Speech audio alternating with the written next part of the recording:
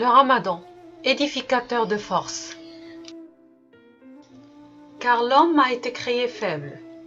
Sourate les femmes, verset 28. Cette règle s'est confirmée dès le premier ordre divin, assigné à Adam, l'ordre de s'abstenir de manger de l'arbre interdit. Mais il en a mangé et sa faiblesse devant les plaisirs de son être s'est bel et bien révélée. Et nous dîmes, ô Adam, habite le paradis toi et ton épouse, et nourrissez-vous-en de partout à votre guise, mais n'approchez pas de l'arbre que voici, sinon vous seriez du nombre des injustes.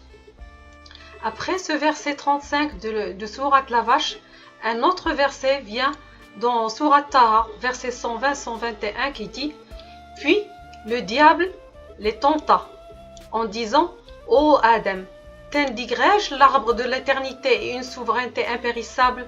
Tous deux, Adam et Ève, en mangèrent. Alors leur apparut leur nudité, ils se mirent à se couvrir avec des feuilles du paradis. Adam désobéit ainsi à son Seigneur et il s'égara. Lorsque Allah a ordonné le jeûne du Ramadan, Allah voulut bâtir la force chez l'être humain pour qu'il puisse contrôler ses plaisirs. Le premier des plaisirs qui a dévoilé la faiblesse humaine est le plaisir du manger, le plaisir gustatif. Adam, béni soit-il, échoua à contrôler ce plaisir. Il est tombé plutôt dans le premier péché de l'histoire de l'humanité avant même sa descente sur terre. Le Ramadan ainsi est une station d'édification de la force chez l'homme. En contrôlant le plaisir du manger, il sera plus apte à contrôler d'autres plaisirs. D'ailleurs, s'abstenir de manger des mets et boissons licites rendra le croyant plus à même d'abandonner et de s'éloigner de tout ce qui est illicite. L'édification de la force et de la capacité pendant le Ramadan n'est pas seulement associée à l'abstention du manger et du boire et du plaisir charnel, mais elle est associée aussi à la rétribution accordée à l'acte assuré au jeûneur de quoi rompre le jeûne. L'islam, lorsqu'il incite à assurer au jeûneur de quoi rompre le jeûne, édifie la capacité à partager ce repas avec autrui malgré le besoin. Il l'en rétribue et rend la relation avec l'autre transcendante.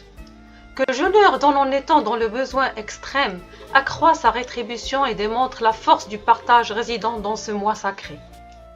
De plus, pour la personne malade, l'impuissant et le voyageur, la femme qui a ses menstrues ou allaitante, la permission leur est accordée de ne pas jeûner. Mais ils doivent refaire les jours qui n'ont pas jeûné après le Ramadan, s'ils n'ont pas de maladie chronique ou d'impuissance permanente, sinon ils doivent payer une fidya ou un dû en compensation du jeûne non accompli.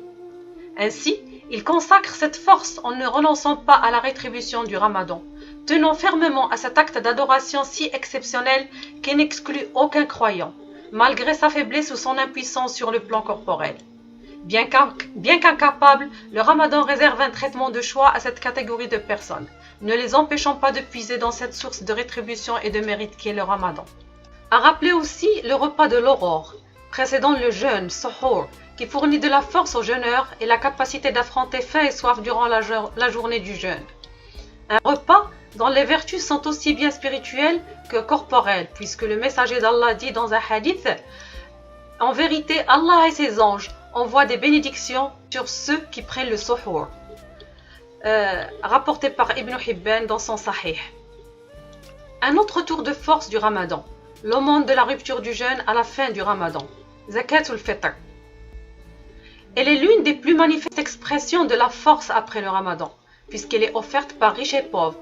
Tous sont invités à la donner comme si notre Créateur met tous les jeûneurs sur le même pied d'égalité dans la générosité et l'offrande, même s'ils sont nécessiteux et pauvres. Ce noble sentiment que tous les jeûneurs, pauvres et riches, représente la main généreuse qui donne ne se concrétise que pendant le Ramadan. De cette force spirituelle immatérielle découle une force comportementale. Le jeûne n'est accepté auprès d'Allah que si cette force est bien déployée. Si le jeûneur ne la pratique pas, son jeûne est refuté. Selon Abu Huraira, qu'Allah l'agrée, le prophète paix et bénédiction d'Allah soit sur lui, dit « Le jeûne n'est pas l'abstention du manger et du boire, mais c'est l'abstention d'émettre des propos vains et indécents. Si quelqu'un t'insulte ou te manque de respect, dis-lui « Je suis jeûneur ». Je suis jeûneur, rapporté par Ibn Hibban et Al-Hakim. D'après Abu Huraira aussi, qu'Allah l'agrée, Le prophète paix et bénédiction d'Allah soit sur lui dit: il y a un jeûneur qui ne récolte de son jeûne que la faim et la soif, rapporté par Ibn Majah, Ahmad et An-Nisa'i. Pendant le Ramadan, c'est la force des comportements qui vainc les comportements de la force. Grâce à une moralité forte et endurante, on assiste à un rapprochement avec le suprême créateur, dans une scène magique qu'il est rare de voir en dehors du mois du Ramadan. Sur un autre plan, le jeûne a un effet positif sur la santé. Il débarrasse le corps des toxines, régénère les tissus et renforce l'immunité. Les scientifiques ont conclu même tout récemment que le corps se remet de ses maux grâce à l'effet régénérateur du jeûne. Allah, exalté soit-il, dit vrai dans Sourate la Vache, verset 184, que vous jeûnez est meilleur pour vous si vous saviez. N'est-ce pas là une édification de la force corporelle? Entre force spirituelle et force corporelle, le jeûneur acquiert aussi une cohésion familiale. Les deux repas de la rupture du jeûne et de l'aurore, début du jeûne, suhoor, ont une fonction permettant la fusion entre les membres de la même famille, car leur temps est associé à un horaire déterminé, de l'aurore et du coucher du soleil, un horaire qui ne peut être changé. Tous les membres de la famille se réunissent obligatoirement pendant ces deux repas, et ceci n'est possible que pendant le Ramadan. Ce qui renforce les liens familiaux, sans compter la réunion des proches de filiation parentale pendant ce mois sacré. La force familiale réside dans le fait que toute la famille s'unit pour accomplir les actes d'adoration diversifiés en commun. Tous les membres de la même famille accomplissent le jeûne, la prière, la supplication à l'ultime, ensemble, et ce, exceptionnellement pendant ce mois d'unisson fusionnel. De la famille renforcée jaillit la cohésion sociétale, puis la cohésion de la Oumma tout entière. Lorsque les sentiments s'unissent et les rituels s'accordent, les actes d'adoration de l'unique ont un autre sens. Voilà que les gens aisés donnent en abondance aux pauvres dans ce mois de la générosité bienveillante, et voilà que les paniers du Ramadan sont distribués sans compter. Et l'on ressent comme si toutes les composantes de la société inhalent le même souffle, la faisant élever au rang des sociétés solidaires. Cette force devient plus limpide et plus manifeste durant les 10 derniers jours du Ramadan, et lors de la nuit du destin, lorsque le donateur suprême offre l'opportunité de changer tout un destin par la supplication qui est le dua, et accorde en une nuit la rétribution de plus de 1000 mois de dévotion, soit plusieurs vies en une. L'ultime, exalté soit-il, dit à propos de cette nuit à Surat al-Qadr: la nuit du destin est meilleure que 1000 mois. Le jeûneur se démène, se met en quatre pour pouvoir réussir à donner vie à toute forme d'adoration pendant ces nuitées sublimes. Quelle force offerte pendant ce mois béni! Une force tonique qui s'étale au-delà du mois sacré. Elle persiste même jusqu'au premier jour de Shawwal, là où les jeûneurs reçoivent la grande récompense. Lorsque les jeûneurs sortent de la prière de la fête d'Al-Fitr, une récompense leur est distribuée, car ils ont réussi l'examen du jeûne et reçu leur trophée.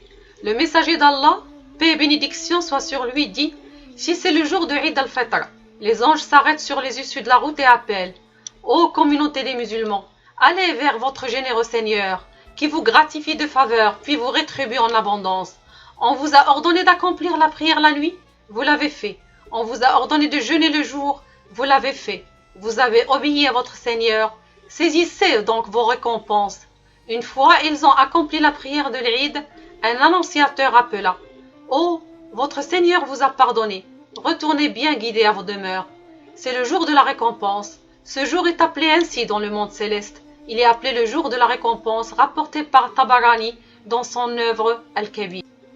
Pour recevoir la récompense, il est recommandé de mettre ses plus beaux habits et de se parfumer des plus belles des senteurs le jour de l'Eid, comme rapporté par le petit-fils du prophète béni soit-il, Al-Hassan, lorsqu'il dit: le messager d'Allah nous a ordonné, lors des deux fêtes islamiques, qu'on mette le meilleur habit qu'on trouve et qu'on se parfume par la meilleure senteur qu'on trouve, rapporté par Al-Bayhaqi.